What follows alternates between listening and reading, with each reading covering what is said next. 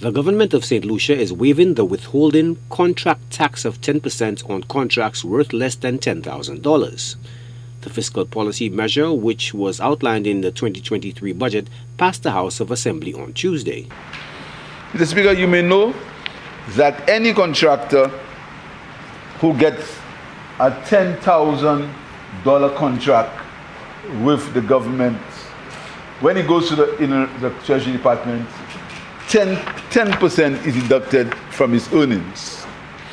So if he gets a legal contract for $5,000 to cut some grass or to clean a drain, when he goes to the Treasury, the government takes $500. So he gets $4,500. And Mr. Speaker, the margins are very small in these small $10,000 jobs. The margins are very small. And contractors complain all the time that even though they get a job, they get nothing from the contract because they are charged 10% by the government before they pay their workers, etc., Mr. Speaker. So we decided, Mr. Speaker, that we would exempt payments of $10,000 unless from the 10% deduction, Mr. Speaker. The move was welcomed by lawmakers on the governing side who concede that tax exemptions and concessions historically have eluded some working St. Lucians. The pain of these little people when they get a little contract of the $1,500, $2,500 and so happy, and then they slap with this 10% of $250, plus they have one or two other persons depending on them to get that money. That pain, we have brought some level of relief.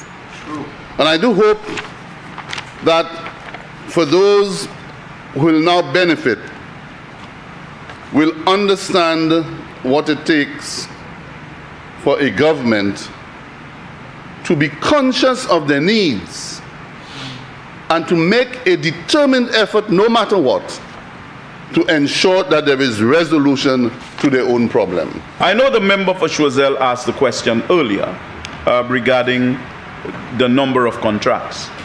But I just wish to add to the discourse that when a contractor gets a $10,000 contract, that does not mean that's income, because they have to expend a portion of that, and sometimes, almost all of it. So we have to focus on what is coming to that contractor in terms of income, whether it's the $1,000 or $2,000. It will also provide greater cash flow to those contractors, giving them the flexibility to better manage their financial affairs, Mr. Speaker.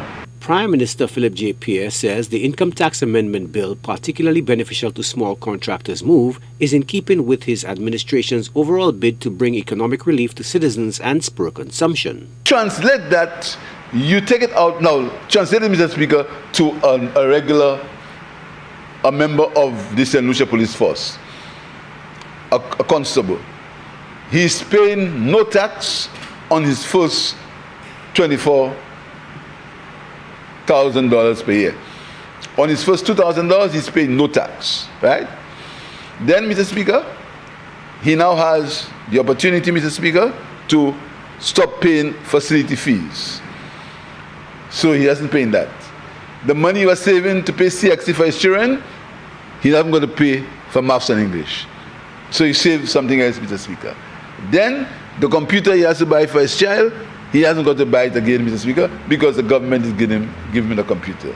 And if his child excels, the child might get a scholarship.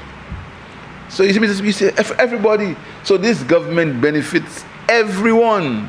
Parliament, by affirmative resolution, also approved the draft value-added tax amendment of Schedule 1 order, which amends Schedule 1 of the Act to include as zero-rated goods for a period of 2 years commencing August 2, 2023 and ending August 1, 2025. These goods include certain plastics and materials essential to the construction sector. Joachim Duplessis, HTS News Force.